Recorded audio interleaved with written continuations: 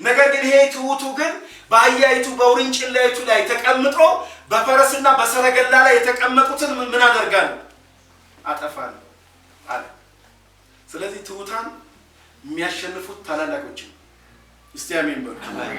እስቲ አሜን በሉ። ጌታ ይባረክ። ከዛ መጽሐፍ ቅዱሳችን ላይ እዛው ሐዋርያ ጳውሎስ እንደተናገረ በኖርኩበት ዘመን ሁሉ መነሻዬ ሐዋርያ ሥራ መጽሐፍ ምዕራፍ 20 ከ17 እስከ 19 ነውና ምንድነው ዘመኑን ሁሉ ከእናንተ ጋር እንዴት እንደኖርኩ ታውቃላችሁ በሚል ነው ያነሳው ሐሳብ። ስለዚህ ሐዋርያው በኖረበት ዘመን የኖረው በምንድነው አለን? በትህትና ነው። ስለዚህ ዘመኑ ለኛ አሁን የምን ዘመን ይሆንልን ነው እያልኩ ያለው? በትህትና የምንኖርበት ዘመን ይሆንልን። ከትህትና ቀጥሎ ደግሞ እንደገና ያነሳው ከእናንተ ጋር ስኖር በትህትና ብቻ ሳይሆን በእንባም ነው የኖርኩት። በምንድነው አለ? በእንባም ነው። ስለዚህ እግዚአብሔር የእንባ ዘመን ያንተን። አሜን አትሉ? አሜን አትሉ? አይታችሁ ከሆነ በአዲስ ዓመቶች ላይ የሚታወጀው ነገር ምንድነው? የምን ዘመን? የሳቅ ዘመን አይደለ? የመስካካት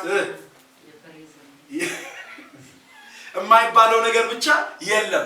የለቅሶ ዘመን ተብሎ ያውቃል። እንግዲህ ያለው ባርካችሁ 2018 የለቅሶ ዘመን ይሆንላችሁ። አሜን። ከፈለጋችሁ ስወጣ ወግራችሁ ግደሉ። ትውልዱን አይችልም፣ ማንም ሊወግረኝ አይችልም አውቃለሁ። ግን ማመን ያለብን ግን ምንድነው? ጮቤ ርሱን መርጦ መውሰድ ሳይሆን ሐዋርያው በኖርኩበት ዘመን በለቅሶም በእንባም እንዴት እንደኖርኩኝ ታውቃላችኋል። እንባን በብዙ መንገድ ተርጉሜላችኋለሁ። እንባ ሸክምን ያሳያል። እንባ ፍቅርን ያሳያል። እንባ ምንድነው? ትጋትን ያሳያል። ፍቅርን፣ ሸክምን፣ የጋለ ስሜትን። እንባ የማይወክለው ነገር የለም። እንባ ማለት ትርጉሙ ምንድነው? በጣም ብዙ ነው። አሁን ይሄ ትውልድ ላይ መድረኩም እንደምታዩት ትውልዱም የሚፈልገው ምንድነው ብለን ብለን የሚያስቀውን ሰባኪ ይፈልጋል። እኔ ምንድነው መሰላችሁ የሆነ የአዚም የድባብን መንፈስ ፈላጊውኛ አይደለም። በእውነተኛ በእግዚአብሔር መንፈስ አካሄድና አሰራር እግዚአብሔር ነገሩን ካመጣና ህዝቡን ካሳቀ ይሁን እሰይ። ነገር ግን እኔ ዋናው መልእክቴ ግን ኢየሱስ ደም ያፈሰሰለት ነገር፣ ኢየሱስ መስዋዕት የሆነለት ነገር ግን መድረክ ላይ ብቻ በመሳቅ ብቻ የምናሳልፈው ነገር አይደለም። የህይወት ጉዳይ ነው። የለውጥ ጉዳይ ነው። የኢየሱስ ጉዳይ ነው። ስለዚህ ሐዋርያው ጳውሎስ ይህንን ነገር ስለሚያውቅ እያንዳንዱ እንባው መልእክት ነበረው። የፍቅር መልእክት፣ የትጋት መልእክት ነበረው። ሐዋርያው እያለቀሰ ነበር የሚገስጸው፣ የሚመክረው፣ የሚያስተምረው። በኖረበት ዘመን እየሳቀ ብቻ አይደለም የኖረው፣ እያለቀሰ። የሚገርመው መልእክቱን በምላሱ ብቻ ሳይሆን መልእክቱ በእንባውም ይገልጠው ነበር። ዛሬ እግዚአብሔር የእንባ ዘመን ያርግልን፣ የለቅሶ ዘመን ያርግልን። በቃ በእግዚአብሔር ፊት የሚያነቡ ሰዎች ያድርገን እግዚአብሔር። መጽሐፍ ቅዱሳችን ሲናገር ምንድን ነው የሚለው? መዝሙር 126 ላይ ሲናገር በለቅሶ የሚዘሩ መዝሙር 126 ከ5 እስከ 6 በለቅሶ የሚዘሩ በደስታ ምን ይላሉ? ልብ በሉ። በለቅሶ ምን የሚሉ። ስለዚህ ከደስታው በፊት የቀደመው ምንድነው? ለቅሶ ነው የቀደመው። ስለዚህ በለቅሶ የሚዘራ በምን ያጭዳል? በደስታ ያጭዳል። እኛ ምንድነው በደስታ የማጨድ ዘመን ይባላል። ይሄ ትውልድን ማሳሳት ነው። ምክንያቱም ደስታን የሚቀድም ምን ስላለ? በእግዚአብሔር ፊት የሆነ እንደ ሐሳቡ የሆነ ሐዘን አለ። እንደ ሐሳቡ እንደ ፈቃዱ የሆነ ምን አለ? እንባ አለ። ይሄ በዲያብሎስ ስለሚመጣ እንባ እያልኩ አይደለም። በዲፕሬሽን ስለሚመጣ እንባ እያልኩ አይደለም። እነ ሐዋርያው ጳውሎስ እንባ የሚሉት ኢየሱስ ክርስቶስ ራሱ ያለቀሰበት ነገር አለ። መስቀል ላይ ሊወጣ ሲል ተንበርክኮ በአባቱ ፊት የጸለየው ጸሎት ነው ከሞት ያስነሳው። አሜን። አለቀሰ፣ በእንባ ዘራ፣ በእንባ ነፍሱን ሰጠ። እንዲያውም መጽሐፍ ቅዱስ ሉቃስ ላይ ሲናገር በጣም የሚገርም ቃል ነው የሚያወራው ሉቃስ። ሶስቱም ጻፊዎች ባልተናገሩት መንገድ ነው የተናገረው። ኢየሱስ ክርስቶስ በአባቱ ፊት ሲጸልይ ጌታ ሆይ ነፍሴን አደራ በእጅ ምን እላለሁ እሰጣለሁ። እንዴ ቀስ ብላችሁ አሉት። ኢየሱስ እኮ ነው ያለው አባት ሆይ አደራህም ነፍሴን በእጅ አደራ ምን አደርጋለሁ እሰጣለሁ አለን። ከዛ ነፍሱን ሰጠ። እንዴ ኢየሱስ ነው እንዴ አደራ ብሎ የሚጸልየው? ኢየሱስ አደራ ብሎ ከጸለየ እኛ ምን እንበል? ያደራ ያለ እንበል። እኛ ያደራ ያለ እንበል። ኢየሱስ አደራ የሚያስብል ነገር አለው ወይ? ሁለመናው ጻድቅ፣ ሁለመናው ቅዱስ፣ ሁለመናው ልዩ፣ ለእግዚአብሔር የተመቸ፣ ለመንፈሱ የተመቸ፣ ሐሳቡን ያኖረ፣ የራሱን ትምህርት ያላስተማረ፣ የራሱን ሕይወት ያኖረ፣ የአባቱን ፈቃድ የኖረ እንዲህ ኖሮ ካበቃ በኋላ እንኳን ሲጸልይ አባት ሆይ ነፍስን በእጅ አደራ ሰጣለሁ። በእውነት እግዚአብሔር በእንደዚህ አይነት መንፈስ ይባርከን። አሜን አሜን ነው።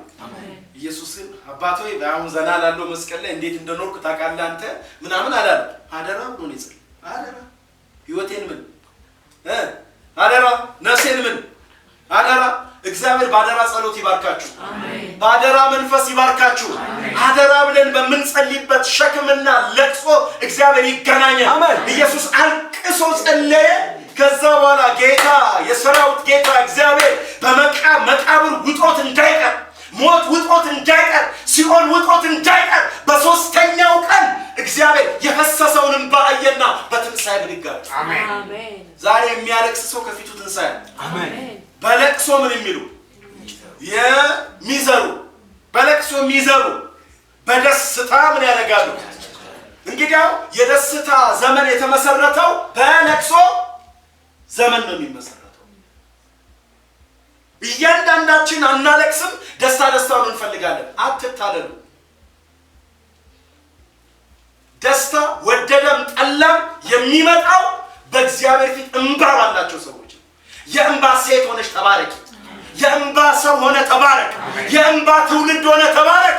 በዚህ ድራማ በበዛበት ዘመን፣ ሳቅ በበዛበት ዘመን፣ የውሸት ሳቅ፣ የውሸት ሰላም፣ አርቲፊሻል ነገር በበዛበት ሰው ጥርሱን እያሳየ በነፍሱ ግን በሚያለቅስበት ዘመን ዛሬ ወደ ለቅሶ ተመለስ። ትውልድ ሆይ፣ ምድር ሆይ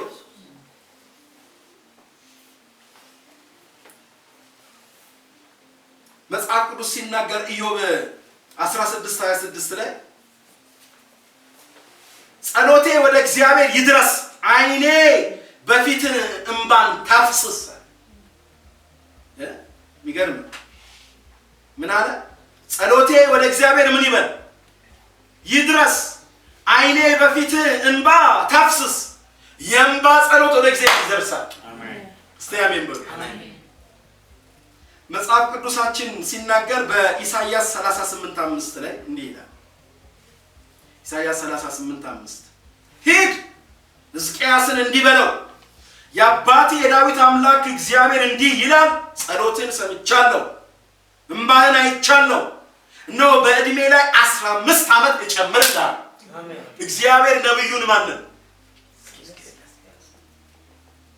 ሕዝቅያስ ንጉሥ ነው። ነገር ግን ነብዩ ኢሳይያስን ወደ ማን ሂድ አለው? ወደ ሕዝቅያስ ሂድ አለው። ሃሌሉያ! ዛሬ በጌታ በኢየሱስ ስም እግዚአብሔር ያዛል። እስቲ አሜን በሉ። እስቲ እግዚአብሔር ያዛል በሉ። እግዚአብሔር ግን የሚያዛው በሚያነቡት ላይ ነው። ሕዝቅያስ እያለቀሰ ነው፣ እየጸለየ ነው። እግዚአብሔር ነብዩን ነካካውና አንድ የሚያለቅስ ሰው አለ አለው። ወደዛ ሰው ሂድ አለው። የሚያለቅስ ሰው መልስ ይዞ የሚመጣ ግን ይመጣለታል። መጣ ኢሳይያስ እግዚአብሔር ልኮት የሚያለቅሳለ። የሚያለቅሰው ምኑን እያሰበ ነው? ጨነገፍኩ፣ ሞትኩ፣ አንኖርም፣ ራእይ ተቀጨ፣ ኑሮ ተቀጨ፣ አገልግሎት ተቀጨ፣ ዘመኔ ተቀጨ፣ እባክህ ምሕረትን አድርግልኝ እያለ ይጮሃል። አንድ ነገር ልንገራችሁ፣ የትኛውንም አዋጅ የሚያስገለብጠው የእንባ ጸሎት ነው። ኢቭን እንደሚሞት ራሱ የተናገረው ማን ነው? ለሕዝቅያስ በራሱ ማን ነው? እግዚአብሔር እኮ።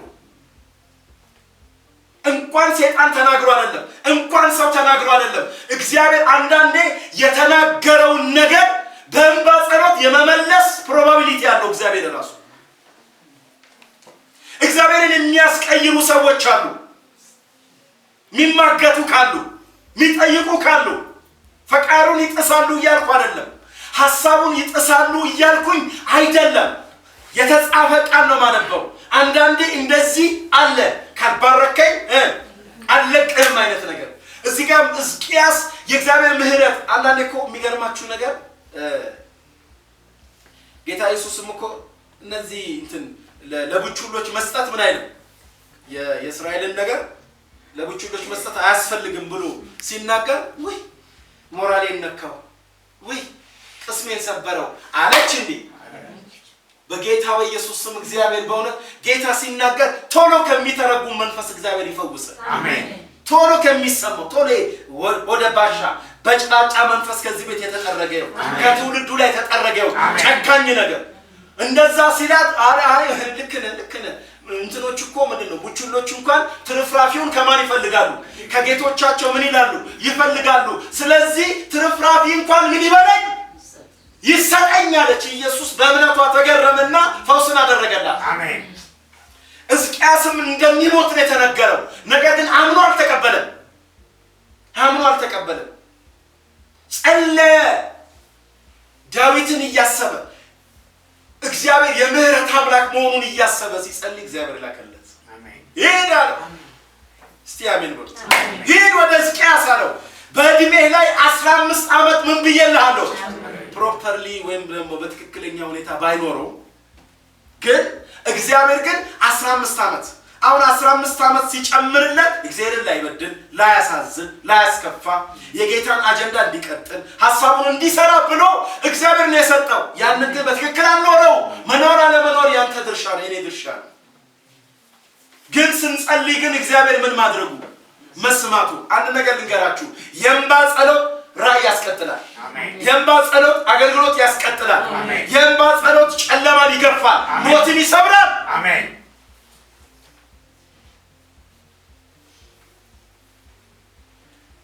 ዕብራውያን መጽሐፍ 5:7 ላይ እንደተጻፈው ዕብራውያን 5:7 እንደተጻፈው እርሱም በስጋ ወራቱ ከሞት ሊያድነው ወደሚችል ከብርቱ ጩኸት ከእንባ ጋር ጸሎትንና ምልጃን አቀረበ እግዚአብሔር ስለመፍራቱ ተሰማለት ኢየሱስ ጌታ መጽሐፍ ቅዱሳችን መዝሙር 42:3 ላይ ዘወትር አምላክ ወዴት ነው ሲሉኝ እንባዬ በቀንና በሌሊት ምግብ ሆነኛል እኮ በጣም አስገራሚ ነገር መዝሙር 42:3 ላይ ዘወትር አምላክ ወዴት ነው አንዳንዴ ታውቃላችኋል ዘወትር የሚፈታተን መንፈስ ኑሮን እያሳየ ህይወትን እያሳየ መግባት መውጣታችንን እያሳየ እድሜን እያሳየ ዘመኑን እያሳየ የሆነ ነገር እያሳየ አምላክ ወዴት ነው አምላክሽ ወዴት ነው ብሎ የሚታገል መንፈስ ዳዊትን እንደዚህ ይለው ነበር አምላክ ወዴት ነው ሲባል እሱ ደግሞ መጸለይ ጀመረ አምላክ ወዴት ነው በሚሉት ነገር ላይ ህልውናን ገልጠ እንድታሳይ እፈልጋለሁ እያለ በእንባ መጸለይ ጀመረ እውነትም ዳዊት በዘመኑ እግዚአብሔርን አሳይቶ ያለፈ አሜን ግን አንድም እግዚአብሔርን ያሳየው በእንባው አሜን ነው አሜን ነው እስቲ አንድ ነገር ላንሳላችሁና ልጨርስ ጌታ ይባረክ ሳምንት ያላነሳውትን አንድ ነገር ማንሳት እፈልጋለሁ ሐዋርያው ጳውሎስ ከዛ በኋላ የጠቀሰው ሌላ ሶስተኛ ሐሳብ ነበር እና ከዚህ ከእንባ ዘመን ቀጥሎ ያነሳው አንድ ነገር አለ እሷን ላንሳና መልእክቴን በዚህ ልጨርስ እፈልጋለሁ እና የተናገረው ሌላኛው ነገር ምንድነው ከናንተ ጋር ምን ስላለ በኖርኩበት ዘመን በፈተና እንዴት ጸንቼ እንደኖርኩኝ ምን ትላላችሁ ታውቃላችሁ በምን ጸንቼ በፈተና አሁንም እግዚአብሔር ከፊታችን ባኖሮ በዚህ አዲስ ዓመት በዚህ አዲስ ዘመን እግዚአብሔር የጽናትን ዘመን ያርገል አሜን በሉ መቼም የጽናት ዘመን ይባል አይባል እኔ አላውቅም ግን አይታሰብም ጽናት የሚባለው ነገር ሐዋርያው ግን በዚህ ከነሱ ጋር በኖርበት በዚህ በ3 ዓመት ውስጥ በትህትና በእንባ ብቻ ሳይሆን እንደገና በምንም ነው የኖረው በፈተና መካከል በምን በጽናት በሚደርስበት ሴራ በአይሁድ በግሪክ በሚደርስበት በአሕዛብ በቅዱሳን መካከል በሚደርስበት ነገር በይሄ ወንጌልን እንዳይቀጥል ራእዩን እንዳይቀጥል በሱ የተጀመረው የእግዚአብሔር ነገር እንዳይቀጥል ንፈታተነው ነገር ነበር ግን በዚህ ፈተና መካከል ግን ምን ብሎ ቆመ ጸንቶ ቆመ ማለት ነው ሐዋርያ በምን ያምናል ማለት ነው በጽናት ያምናል። ስለዚህ በኖረበት ዘመን የኖረው በጽናት ነው። አንድ ነገር መናገር እፈልጋለሁ። ከፊታችሁ እግዚአብሔር እንድትጸኑ ይፈልጋል። አሜን ነው። የጽናት ዘመን እንዲሆን እግዚአብሔር ይፈልጋል። በሰጠን ህይወት በሰጠን ነገር ማለት ነው። በመሰረቱ የትኛውም ዘመን ውስጥ ምን አለ ብለን ብንል ምን ነበረ እንደገና ምን ሊኖር ይችላል ብለን ብንል በየትኛውም ዘመን ፈተና ነበረ። አሁን በምንኖርበት ዘመን ምን አለ? ፈተና አለ። ለፈተና ደግሞ ወሳኝ መልስ መስጠት የምንችለው ስንጸና ነው። የሚጸና ሰው ለፈተና መልስ ይሆናል። የማይጸና ሰው ግን ፈተና ይጠላዋል። ፈተና በባህሪው ወይ የእግዚአብሔርን ነገር ወደኛ የሚያመጣ ነው ብንጸናበት፣ ወይ ደግሞ ባንጸናበት ደግሞ የዲያብሎስን ነገር ወደኛ ምን የሚል ነው የሚያመጣ ነገር ነው። ሐዋርያው ግን በሚያገለግልበት ዘመን የኖረው በምንድነው ብለን ብንል በጽናት ነው የኖረው። በፈተና ውስጥ ጸንቶ ነው የኖረው። ጸንቶ መኖር በክርስትና ህይወት ውስጥ በጣም ትልቅ መልእክት ያለው ነገር ነው። ኢየሱስ ክርስቶስ ስለ ጽናት ተናግሯል። ከብሉይ ኪዳን ጀምሮ ኢቭን እግዚአብሔር ይመጣና ለኢያሱ ሙሴም ለኢያሱ እግዚአብሔርም ለኢያሱ ጽና አይዞ በርታ ይለው ነበር። እግዚአብሔር ይመጣና ጽና ይለው። ሙሴም ደግሞ ልክ እንደዚሁ ምን ይለዋል? ለኢያሱ ሲነግረው ጽና ይለዋል። ጽና የብሉይ ኪዳን መልእክት ነው። ጽና የአዲስ ኪዳን መልእክት ነው። በድህነታችን ላይ እንጸናለን። በጸሎት እንጸናለን። በአገልግሎት እንጸናለን። በእግዚአብሔር ሐሳብ ጉዳይ ላይ እንጸናለን። እግዚአብሔር በእኛ በጀመረው ነገር ላይ እንጸናለን። ነገር ግን መጽናትን የሚጠላ ነገር አለ። ኢቭን ጸሎት ጽናት ይፈልጋል። አሜን ነው። ጽናት ይፈልጋል። ዘወትር መጸለይን ይፈልጋል። አምልኮ የዘወትር ጉዳይ ነው። ጸሎት የዘወትር ጉዳይ ነው። አገልግሎት የዘወትር ጉዳይ ነው። አገልግሎት ማለት በሳምንት አንዴ መድረክ ላይ የሚወጡበት ነገር አይደለም። አገልግሎት የተሰጠው ለሐዋርያት፣ ለነቢያት፣ ለሰባኪያን፣ ለመጋቢያን አይደለም። አገልግሎት ለቅዱሳን ሁሉ ተሰጥቷል። ቅዱሳን ሁሉ ካህናት ነው። የአዲስ ኪዳን ቅዱሳን ሁሉ አገልጋይ ነው። አንዳንዱ በሚታይ መልኩ ያገለግላል፣ አንዳንዱ በማይታይ በስውር መንገድ ያገለግላል። ግን ቅዱሳን ሁሉ በየተሰማሩበት በየተለቀቁበት ነገር ሁሉ እየጸኑ አሜን ነው። በፈተና መካከል ምን እያደረጉ እየጸኑ ሰው አየን አላየን ኖ እግዚአብሔር የሰጠን የአምልኮ ህይወት 24 ሰዓት ነው። እግዚአብሔር የሰጠን የጸሎት ህይወት 24 ሰዓት ነው። እግዚአብሔር የሰጠን የአምልኮ ህይወት የሃይማኖት አይደለም። ጸሎት ሃይማኖት አይደለም። አምልኮም ጸሎትም ቃሉንም መብላት የህይወት ጉዳይ ነው። አሜን ነው ወይ? ስለዚህ በዚህ ላይ ምን እናደርጋለን? እንጸናለን። ለመሰላችሁ መጸለይን የሚጠላ መንፈስ አለ። አምልኮን የሚጠላ መንፈስ አለ። ከእግዚአብሔር ጋር መገናኘትን የሚጠላ መንፈስ አለ። ሰይጣን እኛን መብላት፣ መደቆስ፣ ማሸነፍ የሚችለው እኛ መጸለይ ስናቆም ነው። ጠላት እኛን ማሸነፍ የሚጀምረው እኛ ማምለክ ስናቆም ነው። ቃሉን መብላት ስናቆም ነው። ከእግዚአብሔር ጋር ህብረት ማድረግን ስናቋርጥ ጠላት ምን ያገኛል? እድል ያገኛል። ስለዚህ ጠላት እድል እንዳያገኝ ሁሌ ወደፊት አምላኬ ወደ አንተ ምን እላለሁ? እገሰግስ። የመገስገስ መንፈስ እግዚአብሔር ይስጠን። ለትውልዱ የመገስገስ መንፈስ ይስጠው። በጸሎት የመገስገስ፣ በአምልኮ የመገስገስ፣ በአገልግሎት የመገስገስ፣ በራእይ የመገስገስ እግር የሚይዝ መንፈስ የተመታ ይሁን። የሚያሰናክል መንፈስ የተመታ ይሁን። ለቆ ይሂድ በጌታ በኢየሱስ። ይኸውላችሁ ሰይጣን የወደቀ ነው። አሜን ነው። ግን በጣም በወደቀበት ሁኔታ ውስጥ ግን በጣም ስትራቴጂክ የሆነ አድቫንቴጅ አለው። ወድቋል፣ እግር የሚያዝ ነገር አለ። ይሄ እንደ ቀላል የሚታይ አይደለም። ምክንያቱም ከሴቲቱ የሚወጣው ዘር ራስን ምን ይላል? ኢየሱስ ራስ ቀጥቅጦ እኛንም ራስ አስቀጥቃጭ አደረገ። ነገር ግን ደግሞ ጠላት ደግሞ ምን ይይዛል? አይገርምም? ይኸውላችሁ የሚቀጠቅጥ ሰው እግሩ አይያዝም። በስራ ላይ ነው፣ ስልጣኑን እየተጠቀመ ነው። እማትቀጠቅጥ ከሆነ ግን ጠላት እንዳትቀጠቅጠው ይይዛል። እንዳትቀጠቅጠኝ ብሎ ይይዛል። አልገባንም እንጂ የብዙዎቻችን ስልጣን ተይዟል። በኢየሱስ ስም የተያዘ ስልጣን ይለቀቃል። ጌታ የሰጠን ስልጣን ይለቀቅ።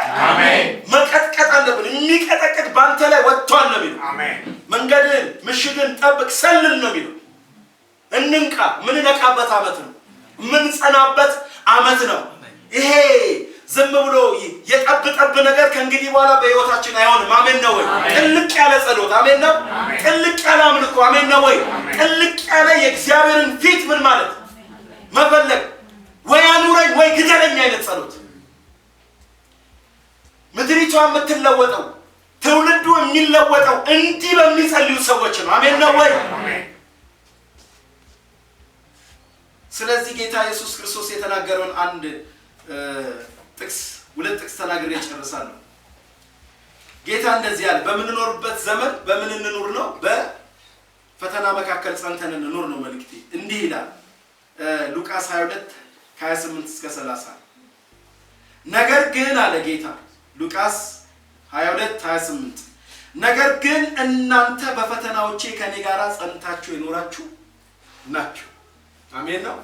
እናንተ በምን በፈተናዬ ምን ጸንታችሁ ምን ያላችሁ ናችሁ? የኖራችሁ ናችሁ። ስሰቀል አብራችሁ የተሰቀላችሁ፣ ሲተፋብኝ አብሮ የተተፈባችሁ፣ ስገረፍ አብራችሁኝ የተገረፋችሁ፣ ስገፋ አብራችሁኝ ምን ያላችሁ የተገፋችሁ፣ ስራብ አብራችሁኝ የተራባችሁ። እውነት እኮ ጌታ እኮ ለሐዋርያ ጳውሎስ በጠራራ ፀሐይ ተገልጾ ጌታ አንተ ማን ነህ ሲለው የምታሳድደኝ አለ። ማን ነበር የሚሰደደው? ኢየሱስ። ማን ነበር የሚሰደደው? ሊትራሊ ቃሉን ስናየው ፊዚካሊ ቃሉን ስናየው እየተሰደደ የነበረ ማን ነው? ነው ቅዱሳኖች ናቸው አይደል? ክርስቲያኖች ናቸው። አንተ ማን ነህ ሲለው የምታሳድደኝ አለ። የነሱ ስደት ለካ የማስደት ነው። የሚገርም ነገር እኮ። ስለዚህ በፈተናዎቼ መካከል እናንተም ከኔ ጋር ምን ብላችኋል? ጸንታችኋል። ኢየሱስ ጌታ አሜን። ከዛ እንደዚህ አለ የሚገርም ነገር ጸንታችሁ የኖራችሁ ናችሁ ካለ በኋላ አባቴ እኔን እንደሾመኝ አሜን ነው።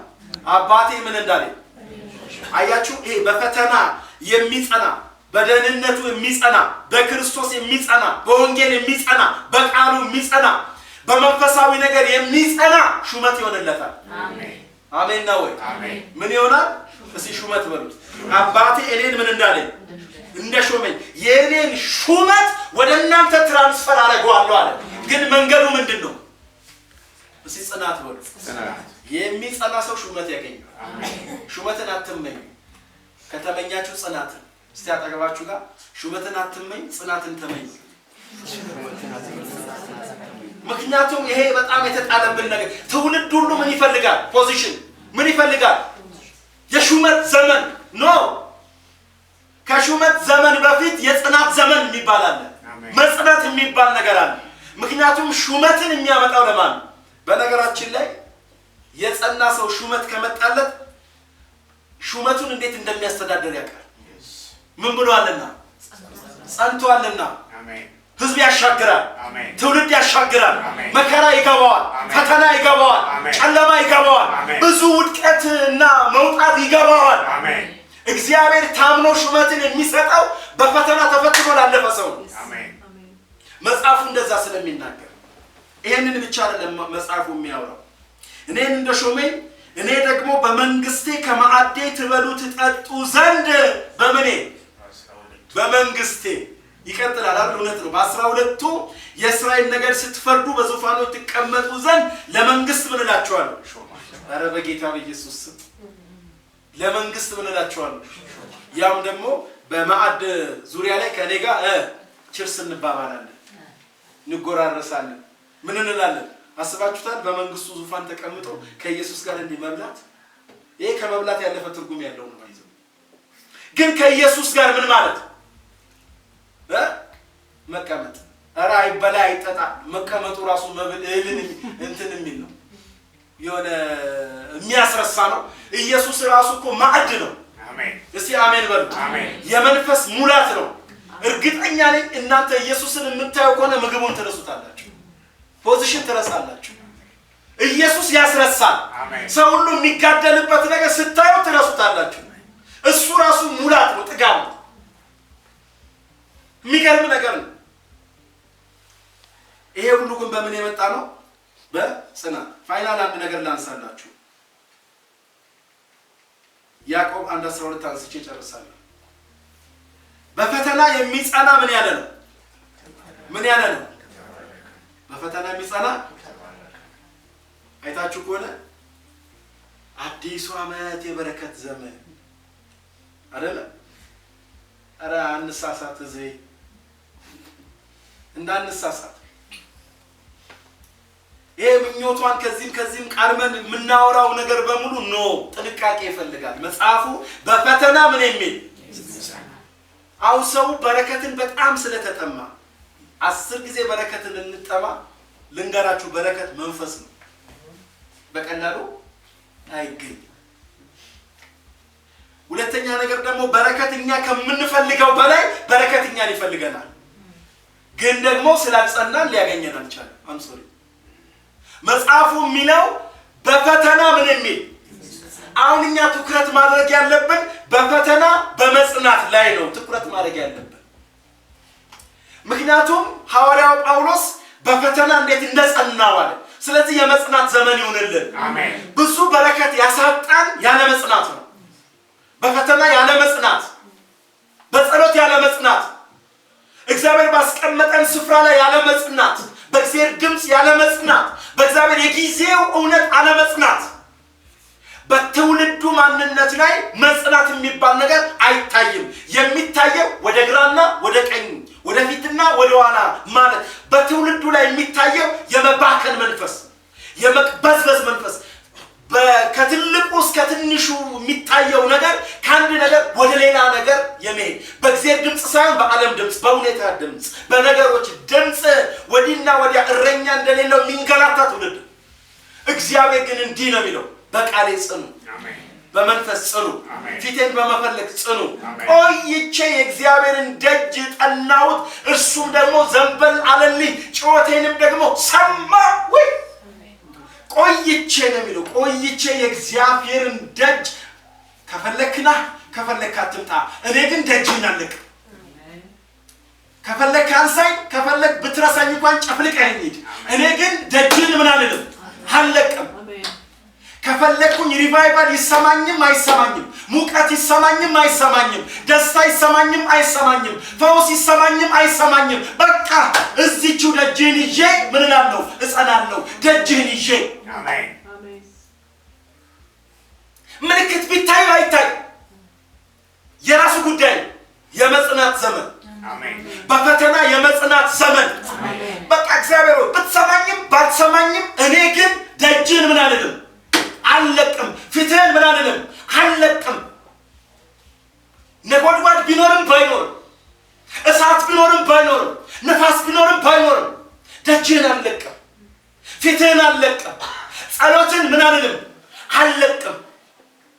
ሰይጣን ታውቃላችሁ ጣልቃ ይገባና ምን በቃ አንተ እኮ ተረስተሃል፣ አንቺ ምን ብለሻል፣ ተረስተሻል፣ ምንድነው እንትን የምትል አይነት ነገር ማጣጣል ይችልበታል። እግዚአብሔር ይገስጸው። አሜን። ደግሞ የክፋቱ ክፋት እግዚአብሔርን ከመስማት እኛ ጠላት መስማታችን እንጂ ንቁን ሰው ተንበርክኮ እግዚአብሔርን ከሚሰማ ደላላው ዲያብሎስን የሚሰማ የሚመጣ አብዛኛው ምን ሰማ ቢባል አይ ጌታን እንኳን አይደለም የሰማው። እሺ ማንን ነው የሰማው ብትሉት ሰይጣን ላለ ማለት ሌላ ጊዜ ነግራቸዋል። የተንበረከክንበት ቦታ ያጅሬን ትንተና ምን ሰማበት አይደለም። ግልጽ ነው ወይ? ያጅሬን ፍልስፍና ምን ሰማበት አይደለም። ሰው ተንበርክኮ እንዴት ዲያብሎስን ይሰማል? እንዴት አጅሬውን ይሰማል? ይሄ የቅዱሳን ፈተና ነው፣ ቶሎ የሚያስነሳ ከጸሎት። እግዚአብሔር ይገስጸው። አሜን። እግዚአብሔር ይገስጸው። አሜን። መንበርከክ ውጫዊ አክሽን አይደለም። መንበርከክ ከእግዚአብሔር ጋር መነካካት ነው። አሜን። የትየው ከስሜት ተነስተን አንጸልይም። ከቆራጥነት፣ ከቃሉ፣ ከፍቃዱ፣ ከጽናት ተነስተን ነው የምንጸልየው። አሜን ነው ወይ? እግዚአብሔር የጀገነ ልብ ይስጠን። አሜን ነው። የቆረጠ ልብ ይስጠን። አሜን ነው። የሚገፋ በሚገፋ ህይወት ይባርከን እግዚአብሔር። አሜን። በቃ ፈቅ በሚል ኢየሱስ ጌታ ነው። አሜን። መጽሐፉ ሲያወራን በፈተና